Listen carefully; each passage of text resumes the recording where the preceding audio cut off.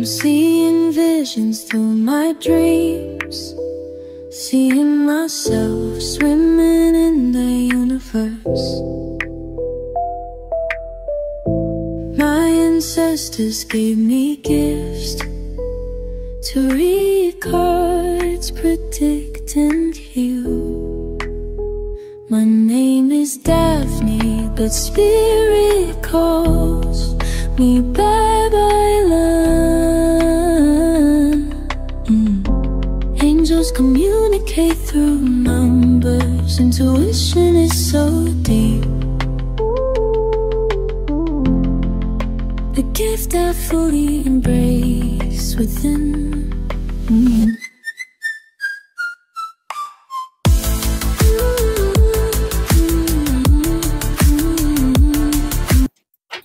Hello Scorpio, welcome po sa inyong reading.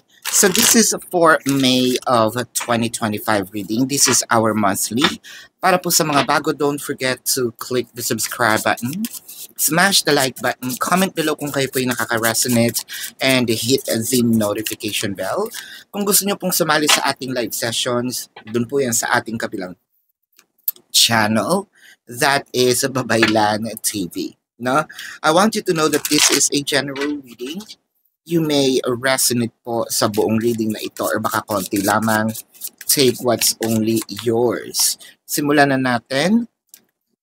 Oh wow, napakaganda kasi parang nakita ko na eto na yata ang taong para sa'yo.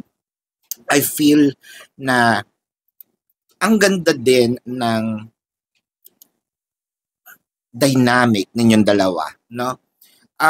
Kahit na merong konting alitan, kahit minsan hindi kayo nagkakasundo, well, wala namang perfect relationship. Ang nakikita ko dito, kahit ganun pa man, no, lasting ang commitment. Wala pa naman akong nakikitang third party, or sana wala naman talaga. Wala pa naman dito yung mga cards. Pero what I'm seeing here is a lasting relationship.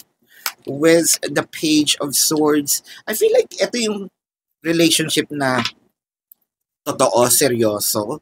Merong, sabihin nating balls, no? Pag sinabi ko, may palabra de honor. Pag sinabi kong dito ako mag-stick, dito ako mag-stick. Pag sinabi kong hindi ako mag-entertain ng ibang tao, hindi talaga.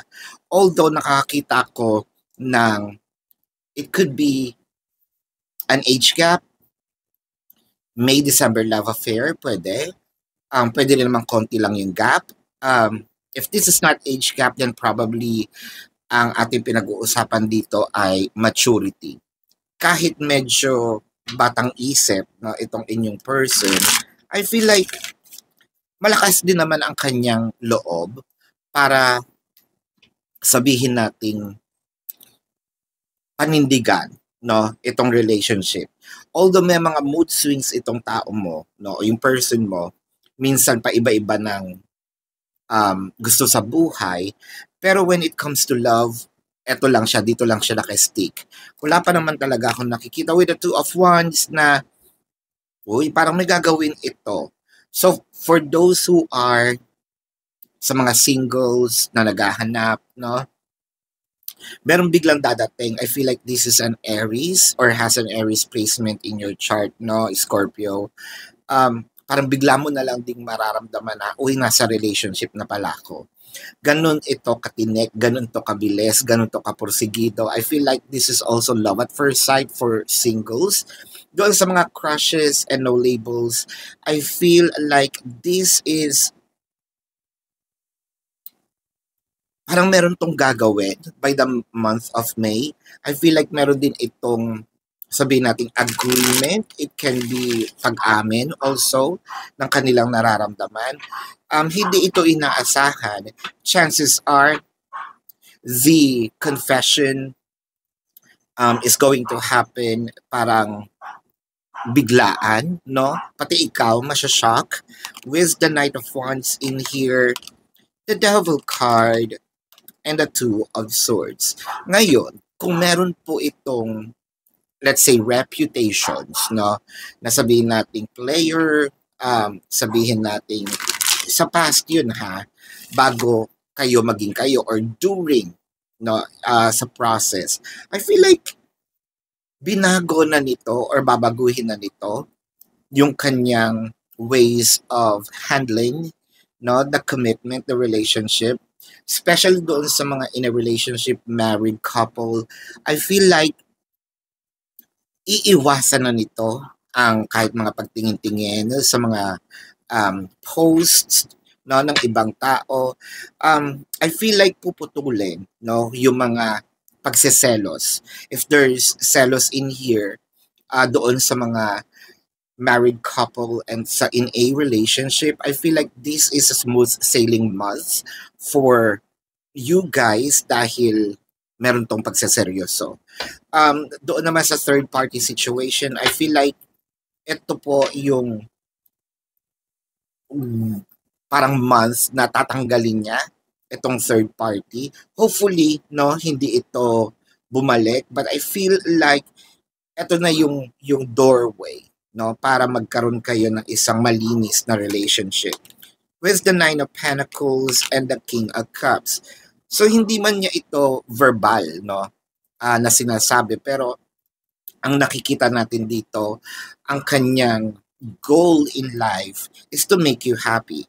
Ang kanyang goal in life right now is to move forward, being with you.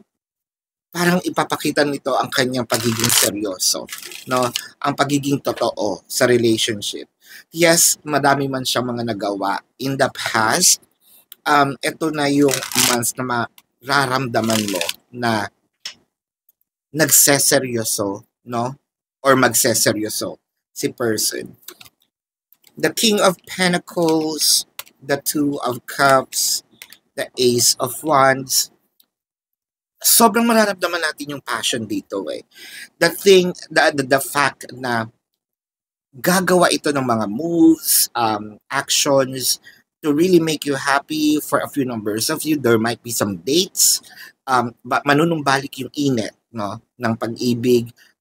For those who are in a relationship and married couple, or dun sa mga nagpa-practice ng premarital sex, I feel like may mangyayari uli, no? Dun niya ipaparamdam. Again, these emotions or expressions may not be verbal, pero ipapakita niya ito sa way ng alam niya kung paano i-express. And that is through actions when it comes to lovemaking.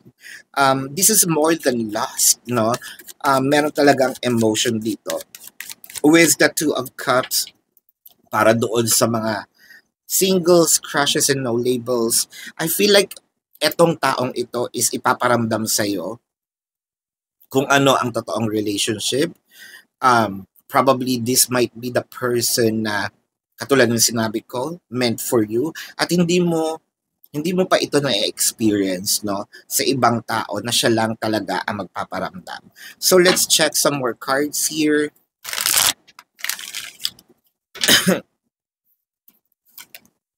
The Hermit, the Seven of Pentacles, the World card. So ito na ba ang pagbabago? I'm seeing life-changing events in here. The World card also signifies pregnancy. Ngayon, kung hindi pa kayo ready, then you know what to do, no? Do whatever it can, whether it is by natural or by contraceptives. But if you are ready, then I feel like this is already a blessings for you. Chances are, yung sinasabi kong pagseseryoso dito, dire-diretso. With the Hermit in here, this is really, kanina pa lumalabas yung lasting, yung pangmatagalan if habang buhay is nandito na, no? So, for those singles, crushes, and no labels, nandito kayo sa situation na baka you might wanna say goodbye na, no, to your singlehood. Dito po sa mga in a relationship and no marriage couple, I feel like mas lalong titindi ang bonding ninyong mag-asawa or magjowa. It felt like again nanunumbalik ang passions, nanunumbalik ang init, no, ng pag-iibigan. Doon po sa mga separations or in a separated situation, nakakakita ko ng panunumbalik. Kasi there are matagal man kayong hindi nagkita, matagal man kayong hindi nagkausap. I feel like this month of May, magre-reach out siya.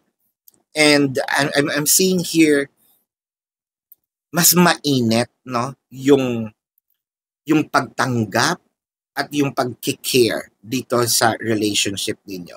So let's check the zodiac sign of your person. Sa Scorpio, pero bago po yan, gusto ko pong ipaalam sa inyo na dun po sa ating kabilang channel, Babaylan TV. Yan po ang ating unang channel catered for our international audience. So nagla-live po tayo doon. Kung hindi nyo po maabutan yung live sessions, pwede naman po kayo magtanong dito sa comment section as long as yung question po is answerable by yes or no. Pero kung hindi po kayo papatulugin ng yes or no na sagot lang, dumiretso na po kayo dun sa ating website. Sa description box ng video na ito, there is a link. Click the link, you will be routed to my website. Nandun po yung information, name, number, QR code for your reference. Take advantage of the 4 questions plus 1 kasi discounted po yon. And if you want to book a private reading, nandun din po siya. Let's check the zodiac sign of your person. This can be their sun sign or a placement in their chart.